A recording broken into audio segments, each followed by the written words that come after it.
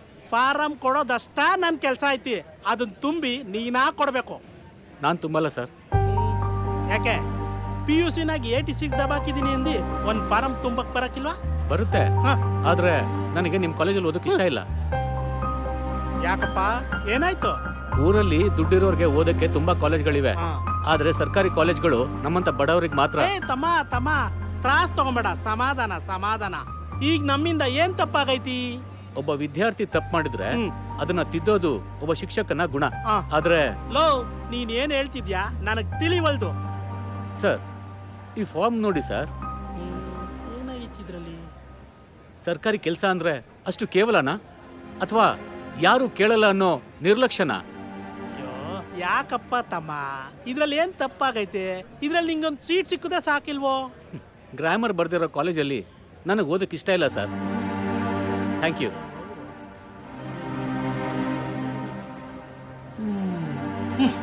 ಆ ಟೈಮಲ್ಲಿ ಸೈಂಟಿಸ್ಟ್ ಆಗೋ ಒಂದು ಆಸೆ ಇತ್ತು, ಹಾಗಾಗಿ BSc ಜೆನೆಟಿಕ್ಸ್ನ ಅದಕ್ಕೂ ಕೂಡ ದುಡ್ಡಿರಲಿಲ್ಲ.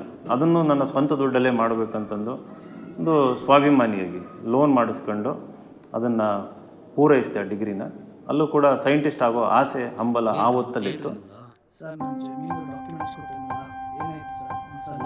ಸರ್, ಮ್ಯಾನೇಜರ್ನ ನೋಡಬೇಕಿತ್ತು, ಆ ಕಡೆ ಹೋಗಿ.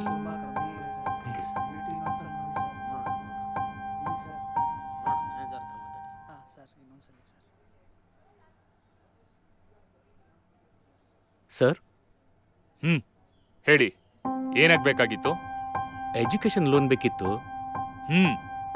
ಕೊಡೋಣ. ಏನು ಓದ್ಬೇಕು ಅನ್ಕೊಂಡಿದ್ದೀರಿ? Sir, BSc. ಅಲ್ರಿ, ಎಲ್ಲರೂ BE MBBS ಮಾಡೋಕ್ಕೋ ಅಥವಾ ಫಾರಿನ್ ಯೂನಿವರ್ಸಿಟಿಲಿ ಡಿಗ್ರಿ ಮಾಡೋಕ್ಕೋ ಲೋನ್ ಬೇಕು ಅಂತ ಬಂದರೆ ನೀವು BSc ಮಾಡೋಕ್ಕೆ ಲೋನ್ ಕೇಳ್ತಾ ಇದ್ದೀರಾ?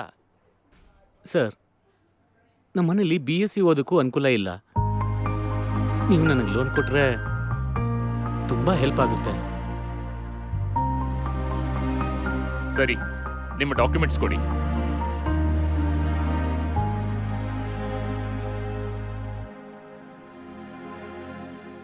ಓಕೆ, ಅಲ್ಲಿ ಕೌಂಟರ್ 5 ಹೋಗಿ ಫಾರ್ಮ್ ಕೇಳಿ ತಗೊಂಡು ಫಿಲ್ ಮಾಡಿಕೊಡಿ. ನಿಮ್ಮ ಲೋನ್ ವ್ಯವಸ್ಥೆನ ನಾನು ಮಾಡ್ಕೊಡ್ತೀನಿ. Thank you sir.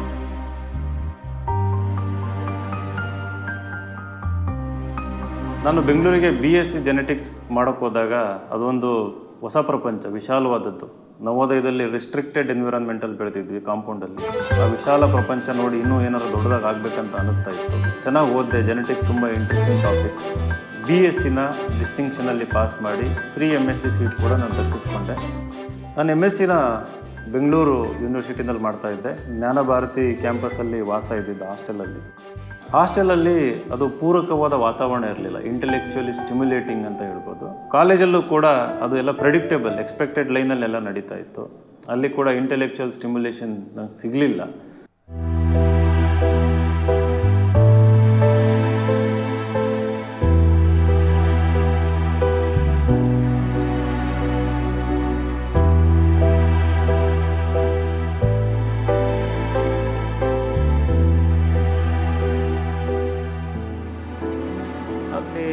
ನನಗಿನ್ನೂ ಹೆಚ್ಚಿನದಾಗಿ ರಿಸರ್ಚ್ ಮಾಡಬೇಕು, ಓದಬೇಕು ಅನ್ನೋ ಒಂದು ಆಸೆ ಇತ್ತು.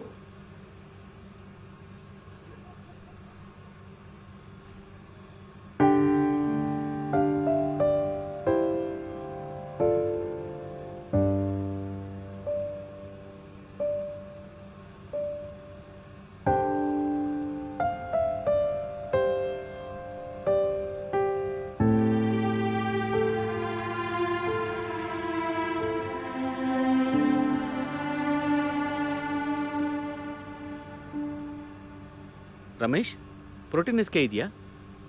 ಇಂಥ ಕಾಸ್ಟ್ಲಿ ಐಟಮ್ ಗೌರ್ಮೆಂಟ್ ಕಾಲೇಜಲ್ಲಿ ಪ್ರೊವೈಡ್ ಮಾಡಲ್ಲ ಕಣೋ. ಇರೋದ್ರಲ್ಲೇ ಏನೋ ಒಂದು ಮಾಡು.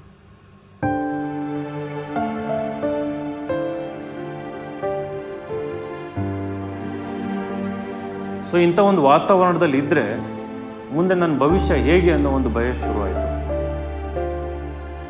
ಹಲವಾರು ಗೊಂದಲ ಇದ್ದು, ಅಲ್ಲಿ ಎನ್ವಿರಾನ್ಮೆಂಟ್ ನೋಡಿ ಇಲ್ಲ ಇದು ಬೇಡ ಇನ್ನೇನಾದರೂ ಮಾಡೋಣ ಅಂತ ಒಂದು ಆಸೆ ಬರ್ತಾಯಿತ್ತು. IAS ಮಾಡಬೇಕಾ, ಇದು ಮಾಡಬೇಕಾ, ಅದು ಮಾಡಬೇಕಂತ. ಸೊ ಇದೇ ಗೊಂದಲದ ನಡುವೆ ಒಂದು ಡಿಸಿಷನ್ ತಗೊಂಡೆ, MSc ನನಗೆ ಸರಿ ಹೋಗ್ತಾ ಇಲ್ಲ, ಆ ಭಯದಲ್ಲಿ ಬದುಕೋದಕ್ಕಿಂತ ಸ್ವತಂತ್ರವಾಗಿ ಇರೋಣ ಅಂತಂದು ನಾನು ಒಂದು ಗಟ್ಟಿ ನಿರ್ಧಾರ ತಗೊಂಡು ಆ ಕಾಲೇಜ್ ಕ್ಯಾಂಪಸ್ನ ಅರ್ಧಕ್ಕೆ ನಿಲ್ಲಿಸಿ ಬಂದುಬಿಟ್ಟೆ. ನನ್ನ MSc ಎಜುಕೇಷನ್ನ ಅರ್ಧಕ್ಕೆ ಕುಂಠಿತಗೊಳಿಸಿ ನಾನು ಮನೆಗೆ ಬಂದುಬಿಟ್ಟೆ. ನಾನು ಬೆಳೆದು ಬಂದ ಪರಿಸರ, ಪರಿಸ್ಥಿತಿ, ಬಡತನ ಯಾವಾಗಲೂ ಕೂಡ ನಾನು ಜನಮುಖಿಯಾಗಿ ಇರಬೇಕು ಅನ್ನೋ ಒಂದು ಹಂಬಲ ನನ್ನೊಳಗಿತ್ತು. ಸೋಷಿಯಲ್ ಸರ್ವಿಸ್ ಮಾಡಬೇಕು ಅನ್ನೋ ಹಂಬಲ ಬಲವಾಗಿತ್ತು. ಬಡವರಿಗೆ ಮನೆ ಕಟ್ಟಿಸ್ಬೇಕು, ಹಾಸ್ಪಿಟಲ್ ಕಟ್ಟಿಸ್ಬೇಕು, ಕೆಲಸ ಇಲ್ಲದವ್ರಿಗೆ ಕೆಲಸ ಕೊಡಿಸ್ಬೇಕು, ಒಳ್ಳೆ ಶಿಕ್ಷಣ ಕೊಡಿಸ್ಬೇಕು, ಈ ಹಂಬಲ ಇದ್ದಿದ್ದರಿಂದ UPSC IAS ಎಕ್ಸಾಮ್ ತಗೊಂಡು ಜಿಲ್ಲಾಧಿಕಾರಿಯಾಗಿ ಮುಂದಿನ ದಿನದಲ್ಲಿ ಈ ನನ್ನ ಪಬ್ಲಿಕ್ ಸರ್ವಿಸ್ ಆಸೆ ಈಡೇರಿಸ್ಕೋಬೇಕಂತ IAS ಮಾಡೋದಕ್ಕೆ ನಾನು ನಿರ್ಧಾರ ತಗೊಂಡೆ.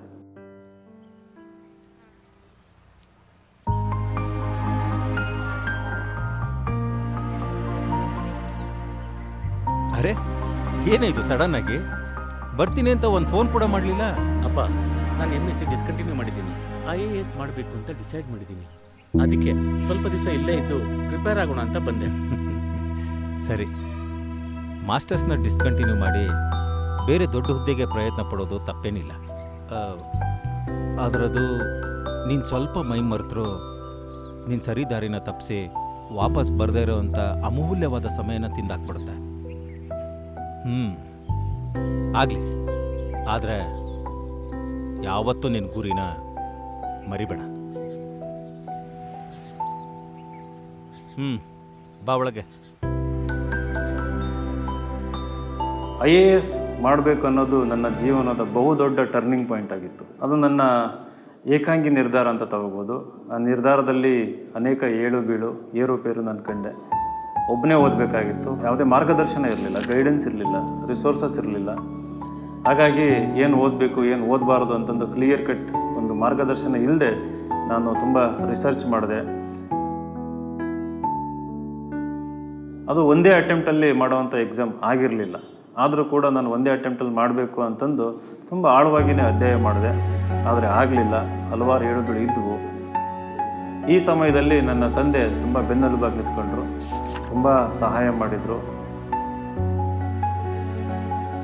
ನನಗೆ ಕಂಪ್ಯೂಟರ್ನ ಅವಶ್ಯಕತೆ ಇದ್ದಾಗ ಅದಕ್ಕೂ ಕೂಡ ಲೋನ್ ಮಾಡಿಸಿ ಒಂದು ಕಂಪ್ಯೂಟರ್ನ ಕೂಡ ಅವರು ಕೊಡಿಸಿದ್ರು. ನಾನು ಹಗಲು ರಾತ್ರಿ ಓದೋ ಒಂದು ವಾತಾವರಣ ನನಗೆ ನಿರ್ಮಾಣ ಮಾಡಿಕೊಟ್ರು.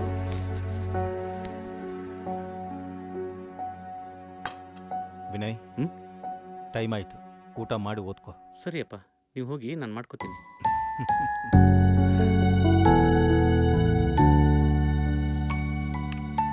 ನಮ್ಮ ತಂದೆ ಬಂದು ರಿಮೈಂಡ್ ಮಾಡೋರು, ವಿನಯ್ ಊಟ ಆರೋಗುತ್ತೆ, ಕಾಫಿ ತಣ್ಣಗಾಗುತ್ತೆ, ನಿದ್ದೆ ಮಾಡದೇ ಇದ್ರೆ ಆರೋಗ್ಯ ಹಾಳಾಗುತ್ತೆ ಅಂತ. ಇದು ನನ್ನೊಬ್ಬನ ಪರಿಸ್ಥಿತಿ ಅಲ್ಲ, ಆಲ್ಮೋಸ್ಟ್ ಈ ಥರ ಎಕ್ಸಾಮ್ಸ್ಗೆ ಪ್ರಿಪೇರ್ ಆಗೋರು ಹೀಗೆ ಇರ್ತಾರೆ.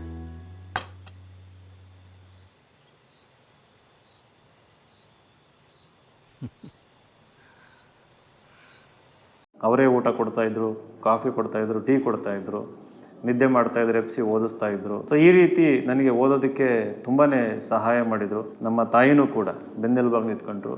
ನಾವು ಈ UPSC ಎಕ್ಸಾಮ್ ತಯಾರಿ ಮಾಡಬೇಕಾದ್ರೆ ನಮ್ಮೊಳಗೆ ಏನೇನೋ ನಡೀತಾ ಇರ್ತದೆ, ಮಾನಸಿಕ ತೊಳಲಾಟ ಇರ್ಬೋದು, ಅಂತರ್ಯುದ್ಧ ಇರ್ಬೋದು, ಹೊರಗಿನಲ್ಲಿ ಯಾರಿಗೂ ತಿಳಿಯಲ್ಲ. ತುಂಬ ನೋವಾಗ್ತಾ ಇರ್ತದೆ, ಕೆಲವೊಂದು ಸರಿ ಕೈ ಬಿಟ್ಬಿಡ್ಬೇಕಂತ ಅನ್ನಿಸ್ತಾ ಇರ್ತದೆ, ಸ್ಟಾಪ್ ಮಾಡಬೇಕಂತ ಅನ್ನಿಸ್ತಿರ್ತದೆ. ಇಷ್ಟೆಲ್ಲ ಇದ್ದರೂ ಕೂಡ ನಾನು ಬರೆದ ಎಕ್ಸಾಮ್ಸ್ನ 4ನೇ ಪ್ರಯತ್ನದಲ್ಲಿ UPSC ಇಂಟರ್ವ್ಯೂ ಅಂತ ರೀಚ್ ಆದೆ. One of the highest scores ಬಂತು ನನಗೆ ಇಂಟರ್ವ್ಯೂನಲ್ಲಿ. ಬಟ್ 2 ಮಾರ್ಕ್ಸಿಂದ ನನ್ನ ರ್ಯಾಂಕ್ ಮಿಸ್ ಆಯಿತು. ಈ UPSC ಫೇಲ್ಯೂರ್ ಯಾವತ್ತೂ ನನ್ನ ಕುಗ್ಗಿಸಲಿಲ್ಲ. ಇನ್ಫ್ಯಾಕ್ಟ್ ನನ್ನನ್ನು ಇನ್ನೂ ಸ್ಟ್ರಾಂಗಾಗಿ ಮಾಡ್ತು. ಇವತ್ತು SSLC ಫೇಲ್ ಆದರೆ ಮಕ್ಕಳು ಅನೇಕ ಜನ ಸೂಸೈಡ್ ಮಾಡ್ಕೊತಾರೆ. ಅದನ್ನು ನೋಡಿದರೆ ತುಂಬ ನೋವಾಗ್ತದೆ. ಸಾವು ಯಾವುದಕ್ಕೂ ಸೊಲ್ಯೂಷನ್ ಅಲ್ಲ. ನಾವು ಫೇಲ್ ಆದಾಗ ಅದರಿಂದ ಪಾಠಗಳನ್ನು ಕಲಿತು ನಮ್ಮೊಳಗೆ ಒಂದು ಪರಿವರ್ತನೆ ಆಗೋದಕ್ಕೆ ಬಿಡಬೇಕು. ಫೇಲ್ಯೂರ್ ಅನ್ನೋದು ಒಂದು ಆಪರ್ಚುನಿಟಿ, ಒಂದು ಅವಕಾಶ. ಅದು ನಮ್ಮನ್ನು ಇನ್ನೂ ಸ್ಟ್ರಾಂಗಾಗಿ ಮಾಡ್ತದೆ. ಇಂದಿನ ಮಕ್ಕಳು ನಾವು ಅಕಾಡೆಮಿಕ್ಕಾಗಿ ಬುಕ್ಸ್ ಓದೋದನ್ನು ಕಲಿಸೋದಕ್ಕಿಂತ ಹೆಚ್ಚಾಗಿ ಈ ಫೇಲ್ಯೂರ್ಗಳನ್ನ ಹೆಂಗೆ ಸ್ವೀಕಾರ ಮಾಡಬೇಕು, ಫೇಲ್ಯೂರ್ ಅನ್ನೋದು ನಮ್ಮ ಜೀವನದ ಒಂದು ಅವಿಭಾಜ್ಯ ಭಾಗ ಅನ್ನೋದನ್ನು ನಾವು ಕಲಿಸ್ಕೊಡ್ಬೇಕಾದ ಒಂದು ಅವಶ್ಯಕತೆ ಇವತ್ತಿದೆ. ನನ್ನ IAS ಪ್ರಿಪ್ರೇಷನ್ ಬಗ್ಗೆ ಮಾತ್ರ ಗೊತ್ತಿದ್ದ ನನ್ನ ತಂದೆಗೆ ಒಂದು ಸರ್ಪ್ರೈಸ್ ಕಾದಿತ್ತು. PDO ಆಫೀಸರ್ ಆಗಿ ಕೆಲಸ ಸಿಕ್ಕಿದೆ.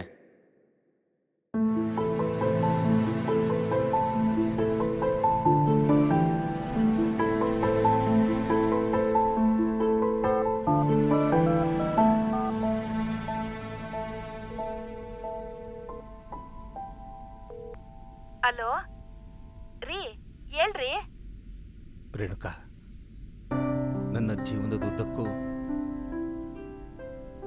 ನನ್ನ ಫೇಲ್ಯೂರ್ನೇ ನೋಡಿದವನು. ಈ ಸಕ್ಸಸ್ ಅನ್ನೋದು ನನ್ನ ಹತ್ರ ಯಾವತ್ತೂ ಸುಳಿಲಿಲ್ಲ ನೋಡು. ಆದರೆ ಇವತ್ತು ನನ್ನ ಮಗ ಬಂದು, ಅಪ್ಪ ನಾನು PDO ಪಾಸ್ ಮಾಡಿದ್ದೀನಿ ಅಂತ ಹೇಳಿದಾಗ ನಾನೇನು ಮಾತಾಡಕ್ಕಾಗದೆ ಹಾಗೆ ಬಂದ್ಬಿಟ್ಟೆ. ರೇಣುಕಾ, ನೀನೇ ಹೇಳು, ನಾನು ನನ್ನ ಮಗನಿಗೆ ಇಲ್ಲಿವರೆಗೂ ಏನು ಮಾಡಿದ್ದೀನಿ? ಇಷ್ಟು ದಿವಸಕ್ಕೆ ಒಂದು ದಿನನಾದ್ರೂ ಬಂದು ಅಪ್ಪ ನನಗೆ ಅದು ಬೇಕು ಇದು ಬೇಕು ಅಂತ ಕೇಳ್ದವನಲ್ಲ.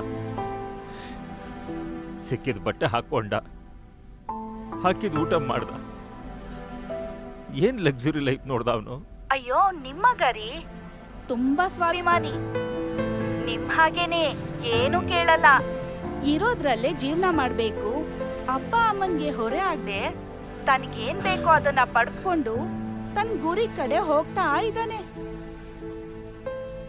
ರೇಣುಕಾ, ಈಗಿದೆ ನೋಡ ಒಂದು ಲಕ್ಸುರಿ ಲೈಫ್. PDO ಆಫೀಸರ್ ನನ್ನ ಮಗ ಅಂತ ಹೇಳ್ಕೊಳ್ಳೋದಿಕ್ಕೆ ನನಗೆ ಹೆಮ್ಮೆ ಆಗುತ್ತೆ. ಅವನು ಹಠವಾದಿ ಕಣೆ, ಚಲವಾದಿ. ಅವನು ಅಂದ್ಕೊಂಡಿದ್ದನ್ನ ಸಾಧಿಸ್ಬಿಟ್ಟ. ಇನ್ನು ಎತ್ತರಕ್ಕೆ ಬೆಳಿತಾನೆ ನನ್ನ ಮಗ, ಎತ್ತರಕ್ಕೆ ಬೆಳಿತಾನೆ. ಆ ನಂಬಿಕೆ ನನಗಿದೆ. ಹೌದು ಕಣೆ. ಸರಿ, ನಾನು ಆಮೇಲೆ ಕಾಲ್ ಮಾಡ್ತೀನಿ. ಮನೆ ಕಡೆ ಹುಷಾರು. ನಾನು PDO ಆಗಿ ಕೆಲಸ ಮಾಡಬೇಕಾದ್ರೆ ನನಗೆ ಕೆಲಸದ ಮೇಲೆ ಆಸಕ್ತಿ ಇತ್ತು. PDO ಜಾಬ್ ಮೇಲೆ ಬೇಜಾರಿರಲಿಲ್ಲ, ಆದರೆ ಆ ವಾತಾವರಣದ ಮೇಲೆ ನನಗೆ ತುಂಬಾ ಬೇಜಾರಿತ್ತು. ಸಪೋರ್ಟ್ ಮಾಡ್ತಿರ್ಲಿಲ್ಲ. ಒಳ್ಳೆ ಕೆಲಸ ಮಾಡೋಕ್ಕೆ ಹೋದರೆ ಅಡ್ಗಾಲಾಗ್ತಾ ಇದ್ರು. ಸರ್, ಅದು ಹಾಸ್ಪಿಟ್ಲು ಫೈಲ್ ಸೈನ್ ಆಗಿರಲಿಲ್ಲ. ವಿನಯ್ ಸರ್ ಕಾಲ್ಗೂ ರೆಸ್ಪಾಂಡ್ ಮಾಡ್ತೀರಾ ಸರ್?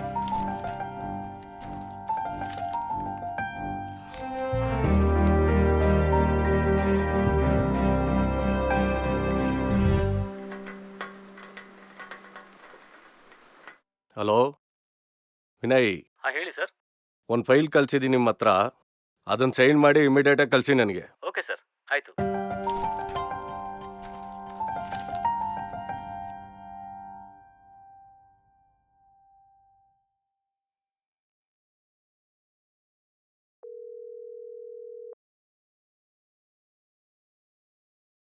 ಹೇಳಿ ವಿನಯ್.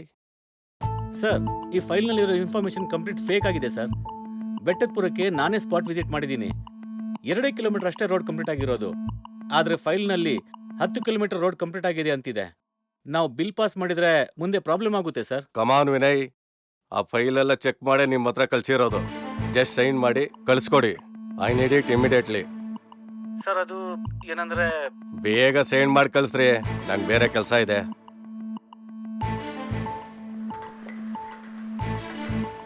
ನಾನು ಮಾಡ್ತಿದ್ದ PDO ಕೆಲಸ ತುಂಬ ಇಷ್ಟ ಇದ್ದರೂ ಕೂಡ ಅಲ್ಲಿ ವಾತಾವರಣ ನನ್ನನ್ನು ತುಂಬ ಬೇಜಾರು ಮಾಡಿತ್ತು, ನೋವುಂಟು ಮಾಡಿತ್ತು. ಈ ನೋವಿಂದ ಎಸ್ಕೇಪ್ ಆಗೋದಕ್ಕೆ ನಾನು ನನ್ನದೇ ಆದ ಒಂದು ಬ್ಲಾಗ್ ಓಪನ್ ಮಾಡಿ ಅಲ್ಲಿ ನನ್ನ ಎಕ್ಸ್ಪೀರಿಯನ್ಸಸ್, ಅನುಭವಗಳನ್ನ ಬರಿತಾ ಇದ್ದೆ, ಶೇರ್ ಮಾಡ್ತಾ ಇದ್ದೆ. UPSC ಪ್ರಿಪೇರ್ ಆಗ್ತಿದ್ದರಿಂದ ಅದ್ರ ಬಗ್ಗೆ ಬರೆಯೋದಕ್ಕೆ ಶುರು ಮಾಡಿದೆ. ನಾನು ಬರಿತಾ ಇದ್ದ ಲೇಖನಗಳನ್ನು ಅಥವಾ ಮಾರ್ಗದರ್ಶನ ನೋಡಿ ಸಾವಿರಾರು ಜನ ಅದನ್ನು ಓದೋದಕ್ಕೆ ಶುರು ಮಾಡಿದರು. ಓದಿ ಅದಕ್ಕೆ ಪ್ರತಿಕ್ರಿಯೆ ನೀಡೋದಕ್ಕೆ ಶುರು ಮಾಡಿದರು. ಅದು ಪ್ರತಿಕ್ರಿಯೆ ಕೊಟ್ಟ ಮೇಲೆ ಇನ್ನೂ ಬರಿಬೇಕಂತ ನನಗೆ ಉತ್ತೇಜನ ಸಿಕ್ತು. ಹೀಗೆ ಬರಿತಾ ನನ್ನದೊಂದು ಬ್ಲಾಗ್ ಒಂದು UPSC ಸಕ್ಸಸ್ಫುಲ್ ವೆಬ್ಸೈಟ್ ಆಗಿ ಪರಿವರ್ತನೆ ಆಗ್ತಾ ಹೋಯಿತು. ನಾನು ಈ ವೆಬ್ಸೈಟ್ ಜೊತೆಗೇ ಅಲ್ಲಿ ಆನ್ಲೈನ್ ಮಾರ್ಗದರ್ಶನ ಕೊಡೋದ್ರ ಜೊತೆಗೆ ಮೈಸೂರಲ್ಲಿ ಆಫ್ಲೈನ್ ಕ್ಲಾಸಸ್ ಕೂಡ ತಗೊಳ್ಳೋದಕ್ಕೆ ಶುರು ಮಾಡಿದೆ. ಯಾಕಂದರೆ ಈ ಜ್ಞಾನ ಏನು ಸಂಪಾದನೆ ಮಾಡಿದ್ದೆ ಅದನ್ನು ಇನ್ನೊಬ್ಬರಿಗೆ ಶೇರ್ ಮಾಡುವ ಒಂದು ಹಂಬಲ ಇತ್ತು. ಹಾಗಾಗಿ ಆಫ್ಲೈನ್ ಕ್ಲಾಸಸ್ ಕೂಡ ನಾನು ಶುರು ಮಾಡಿದೆ.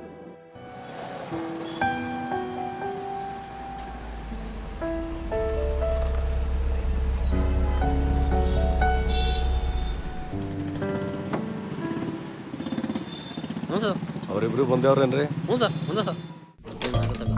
ಆಗುತ್ತೆ ಕುತ್ಕೊಳ್ರಿ. ನಮಸ್ತೆ ಸರ್.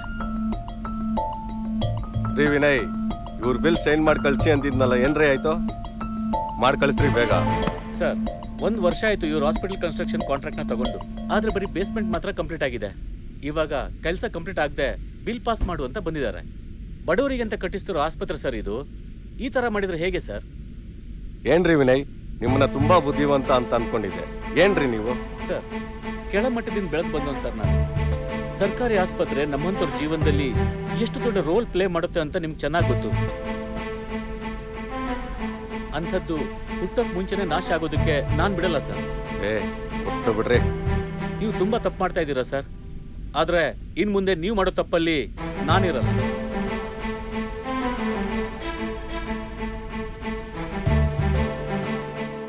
ಕಣ್ ಮುಂದೆ ಕಪ್ಪು ಕಾಂಚಾಣ ಕುಣಿತಾ ಇರೋದನ್ನ ನೋಡಿ ಇದೆಲ್ಲ ನಮ್ಮಂತವ್ರಿಗಲ್ಲ ಅಂತ ಹೇಳಿ ಆ ಕೆಲಸನ ರಿಸೈನ್ ಮಾಡಿ ಬಂದೆ.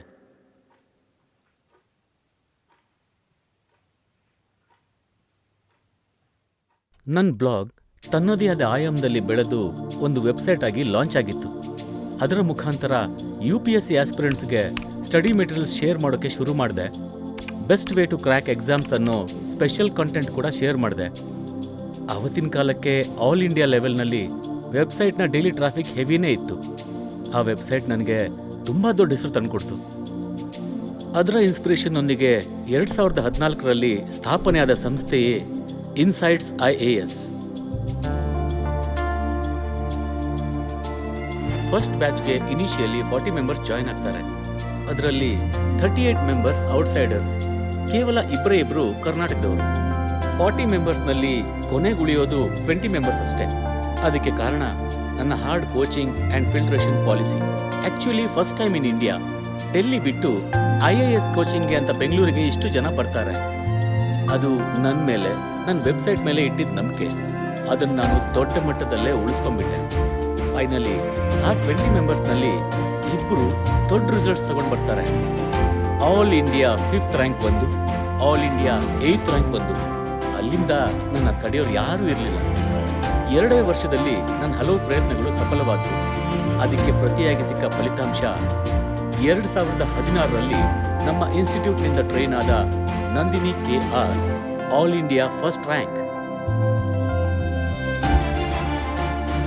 2016ನೇ ಸಾಲಿನ ಕೇಂದ್ರ ಲೋಕಸೇವಾ ಆಯೋಗದ ಫಲಿತಾಂಶ ಪ್ರಕಟವಾಗಿದ್ದು ಕರ್ನಾಟಕದ KR ನಂದಿನಿ ಮೊದಲ ರ್ಯಾಂಕ್ ಪಡೆದಿದ್ದಾರೆ. IAS ಕೋಚಿಂಗ್ ಎಲ್ಲಿ ತಗೊಂಡ್ರಿ ಹೆಂಗಾರೆ? ಇನ್ಸೈಟ್ಸ್ ಅಂತ ಒಂದು ಸ್ಟಡಿ ಸರ್ಕಲ್ ಇದೆ ವಿಜಯನಗರಲ್ಲಿ. ಸೊ ಅಲ್ಲಿ ಕೂತ್ಕೊಂಡು ಎಲ್ಲ ಟೆಸ್ಟ್ ಸೀರೀಸ್ ಎಲ್ಲ ಬರ್ತು.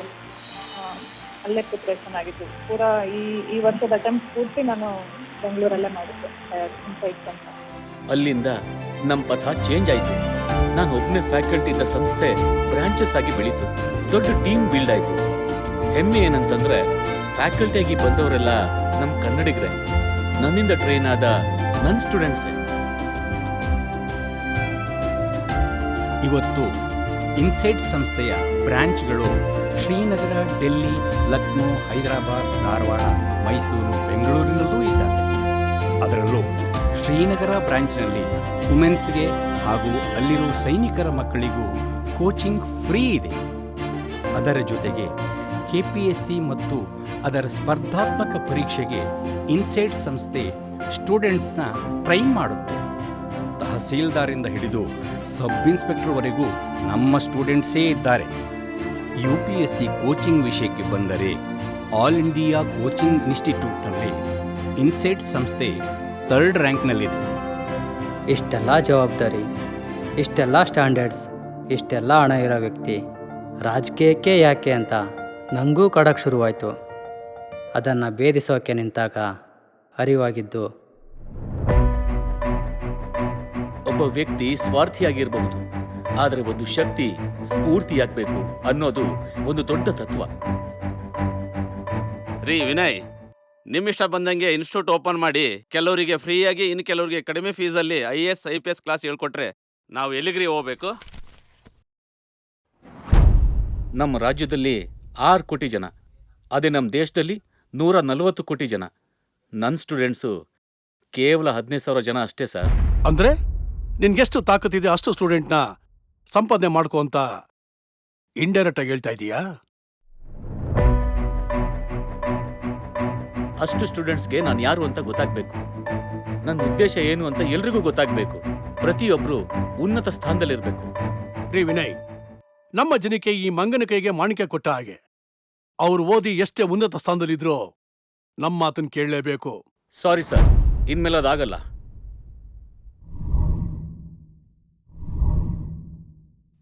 ಒಬ್ಬ ವಿದ್ಯಾರ್ಥಿ ಸೃಷ್ಟಿ ಆದರೆ ಒಂದಷ್ಟು ಜ್ಞಾನದ ವಹಿವಾಟಾಗುತ್ತೆ. ಒಂದು ಉದ್ದಿಮೆ ಸೃಷ್ಟಿ ಆದರೆ ಒಂದಷ್ಟು ವಾಣಿಜ್ಯ ವಹಿವಾಟಾಗ್ತದೆ. ಇವತ್ತು ಅಂಥ ಎಷ್ಟೋ ಜ್ಞಾನ ಇರ್ಬೋದು, ವಾಣಿಜ್ಯದ ವಹಿವಾಟಿಗೆ ಕಾರಣವಾಗಿದೆ ನಮ್ಮ ಇನ್ಸೈಟ್ಸ್ IAS ಸಂಸ್ಥೆ. ಮೇಲೆ ಕೂತು ನೋಡುವ ನಮ್ಮನೆಲ್ಲ ಶಿವನು, ಬೇಡಿ ಬಂದ ಜನಕ್ಕೆ ಇಲ್ಲ ಅನ್ನದವನು, ಯಾವ ತಾಯಿ ಹೆತ್ತ ಮಗನಿವನು, ಜನರ ಸೇವೆಗೆ ಜೀವ ಮುಡಿಪು ಇಟ್ಟನು, ತಾನು ತನ್ನದೆನ್ನದೆ ಬಾಳ ನಡೆಸಬಲ್ಲನು, ವಿನಯ ಇವನ ಹುಟ್ಟುಗುಣ, ತೀರಿಸಬಲ್ಲನೆ ನಿಮ್ಮ ಋಣ, ಪ್ರೀತಿಯ ಬೇಡುವ ಮಗನೂ ನಾ.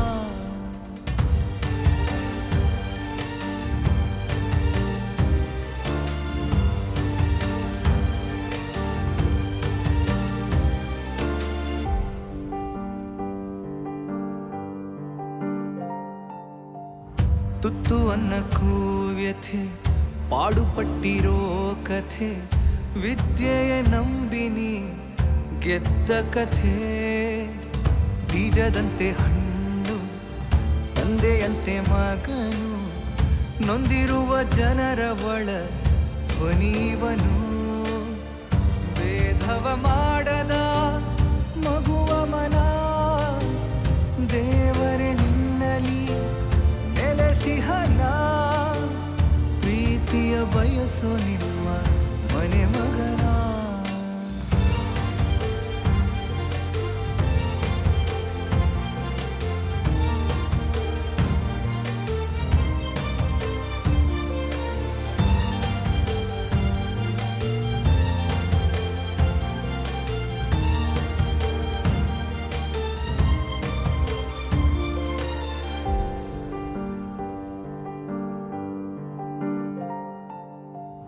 ದೇವನೊಬ್ಬನಿರುವ ಎಂದು ನಂಬಿರುವ, ಈ ಜನಕ್ಕಾಗಿ ನಿನ್ನ ತಂದಿರುವ, ಬೆನ್ನ ಹಿಂದೆ 100 ಮಾತನಾಡೋ ಜನರು ಇದ್ದರೇನು ಇರಲಿ, ಪ್ರೀತಿಸುವರಿವರು, ಬರಲಿ ಕಷ್ಟ ಜಗದಗಲ, ಜನರೇ ನನ್ನ ಆನೆ ಬಲ, ಪ್ರೀತಿಯ ಜಯಿಸ ಬಯಸೋ ನಿಮ್ಮನೆ ಮಗನ.